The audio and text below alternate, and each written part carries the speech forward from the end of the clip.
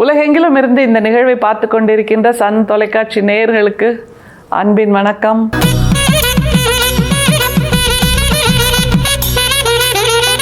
வள்ளல் பெருமானுடைய உரை நடையில் உடல் நல குறிப்புகள் அது ரொம்ப முக்கியம், நமக்கு தெரியும் இல்லையா?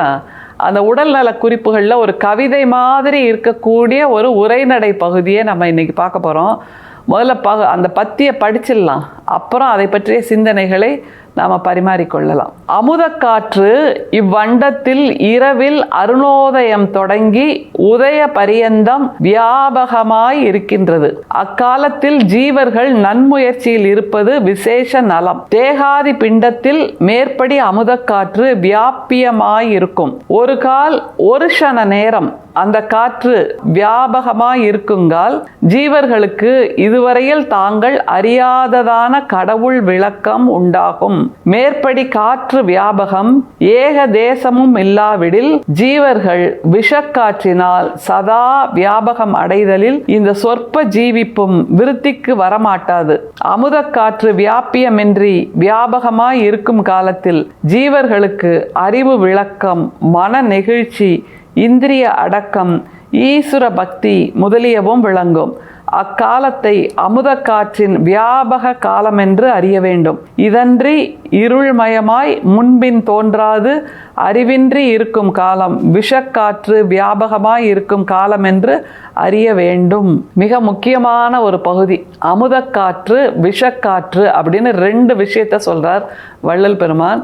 இதில் அப்படியே வாசிக்கும்போது கற்பனை விரியுதுங்க. அப்படியே என்னன்னா, இரவில் அருணோதயம் தொடங்கி சூரிய உதயம் வரைக்கும் அமுதக்காற்று நிறைந்திருக்கும். அப்போ நாம மிக உயர்ந்த செயல்களை செய்ய வேண்டும் என்று வள்ளல் பெருமான் சொல்லி தருகிறார். யோசிச்சு பாருங்களேன், ஊர் உறங்கும், உயிர்கள் உறங்கும், மரம் உறங்கும், இலைகள் உறங்கும், கடல் உறங்கும், காற்று உறங்கும், இந்த பூமியே உறங்கிக் கொண்டிருக்கும். ஆனால் அந்த நேரத்தில் தான் அமுத காற்று உருவாகிறது என்று வள்ளல் பெருமான் சொல்லி தருகிறார். என்றால் அந்த காலத்தில் தான், அந்த இரவு நேரத்தில் அமுத காற்றை சுவாசித்தால் ஒரு க்ஷண நேரத்தில் நமக்கு ஞான விளக்கம் ஏற்படும் என்று வள்ளல் பெருமான் சொல்றார்.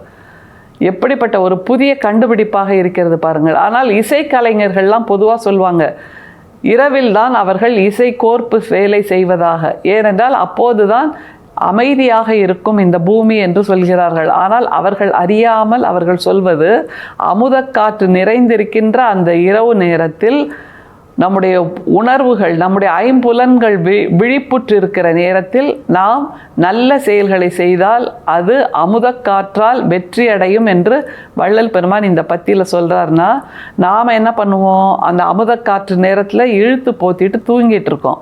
ஆனால் அப்படி செய்ய வேண்டாம் என்று வள்ளல் பெருமான் இந்த பத்தியில் சொல்லித்தராரு. திரும்ப ஒரு முறை பயணிக்கலாமா பத்தியில்? அமுதக்காற்று இவ்வண்டத்தில் இரவில் அருணோதயம் தொடங்கி உதய பரியந்தம் வியாபகமாய் இருக்கின்றது. அக்காலத்தில் ஜீவர்கள் நன்முயற்சியில் இருப்பது விசேஷ நலம். தேகாதி பிண்டத்தில் மேற்படி அமுதக்காற்று வியாபியமாய் இருக்கும். ஒரு கால் ஒரு க்ஷண நேரம் அந்த காற்று வியாபகமாய் இருக்குங்கால் ஜீவர்களுக்கு இதுவரையில் தாங்கள் அறியாததான கடவுள் விளக்கம் உண்டாகும். எப்படி சொல்றார் பாருங்க. அதாவது புதியதாக கண்டுபிடிப்பவர்கள், இசை கோர்ப்பு செய்பவர்கள் எல்லாம் இரவில் தான் செய்கிறாங்க. அப்படிங்கிறதுக்கு என்ன காரணம்? அமுதக்காற்று அப்போது மிக அதிகமாக இந்த அண்டத்தில் வியாபகமாய் இருக்கும். அப்படிங்கிற வியாபகமாய் இருக்கும்னா எக்ஸிஸ்டன்ஸில் இருக்கும், அதிகமாக நிறைந்திருக்கும் அப்படிங்கிறார்.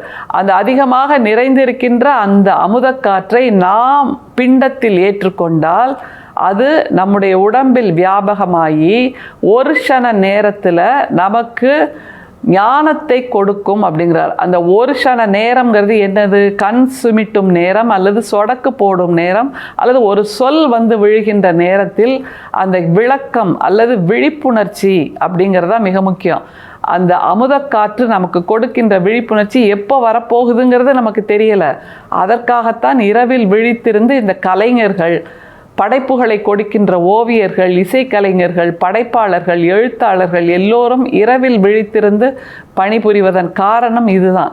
அந்த அமுதக்காற்று நிறைந்திருக்கின்ற அண்டத்தில் நாம் அதை சுவாசிக்கும் போது நம்முடைய பிண்டத்திலும் அது ஏதோ ஒரு ஒற்றை நொடியில் நமக்கான ஞான விளக்கத்தை கொடுக்கிறது என்று வள்ளல் பெருமான் சொல்றார். மேற்படி காற்று வியாபகம் ஏக தேசமும் இல்லாவிடில் ஜீவர்கள் விஷக்காற்றினால் சதா வியாபகம் அடைதலில் இந்த சொற்ப ஜீவிப்பும் விருத்திக்கு வர மாட்டாது. இதுதான் ரொம்ப முக்கியம்.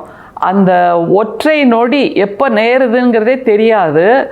அந்த நொடிக்காக நாம் விழித்திருந்து நம்முடைய படைப்பு கலையை செய்து கொண்டிருக்கிறோம் என்றால் அதை செய்யாமல் இழுத்து முடி தூங்கிட்டோம்னா நமக்கு அந்த ஒற்றை நொடியின் மூலமாக கிடைக்கக்கூடிய அந்த விளக்கம் கூட கண் திறப்பு கூட கிடைக்காமல் போயிடும். அப்போ நம்ம உடம்பு முழுக்க விஷக்காற்று தான் பரவி இருக்கும் என்று வள்ளல் பெருமான் சொல்றாரு. அமுதக்காற்று வியாபியமின்றி வியாபகமாய் இருக்கும் காலத்தில் ஜீவர்களுக்கு அறிவு விளக்கம், மன நெகிழ்ச்சி, இந்திரிய அடக்கம், ஈஸ்வர பக்தி முதலியவையும் விளங்கும். இந்த அமுதக்காற்று நம்ம உடம்புல சேரும்போது, பிண்டத்தில் சேரும்போது அறிவு விளக்கம், இந்திரிய ஒழுக்கம், ஈஸ்வர பக்தி இப்படி பலவும் நமக்கு சேருகிறது. ஐம்புலன்கள் ஒரு தவம் மேற்கொள்வதைப் போல் மிக கூரிய ஞானத்தோடு இரவில் பணிபுரிய துவங்குகின்றன, தங்களுடைய செயலூக்கத்தை காட்டுகின்றன, படைப்பு திறனின் உச்சத்தை காட்டுகின்றன என்று வள்ளல் பெருமான் சொல்றாரு. அறிவு விளக்கம், மன நெகிழ்ச்சி, இந்திரிய அடக்கம், ஈஸ்வர பக்தி முதலியவையும் விளங்கும்.